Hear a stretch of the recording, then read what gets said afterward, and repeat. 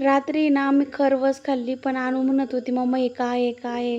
पण तिने काही ते खाल्लंच नाही. पाहून मस्त लागली. सकाळी उठल्यापासून पाऊस चालू होता, म्हणजे रात्रीपासून पाऊस चालू होता, तर पाऊस काय थांबायचं नावच घेत नव्हता. मग पप्पांनी मस्त चूल पेटवली होती पाणी तापायला आणि बाकीच्यांच्या ज्या अंघोळ्या झाल्यानंतर अनुला काय आज घातली नव्हती.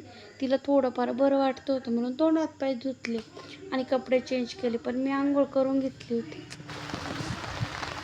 सकाळपासून पाऊस चालू आहे, इतकं चिडचिड झाली ना.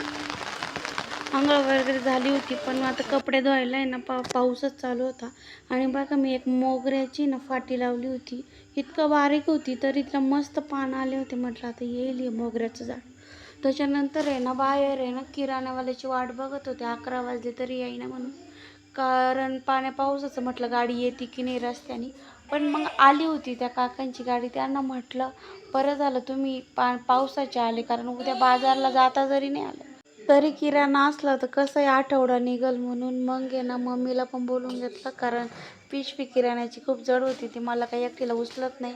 आणि मग किराणा भरला तर अनुचं चाललं होतं का मला यायचं मॅगी घे म्हणून. तर तिलाही एक मॅगी घेतली आणि म्हटलं पक्ष्यांनाही ना पावसाचं काही खायला असतं नसतं म्हणून आहे ना रेशनचे तांदूळ टाकले होते.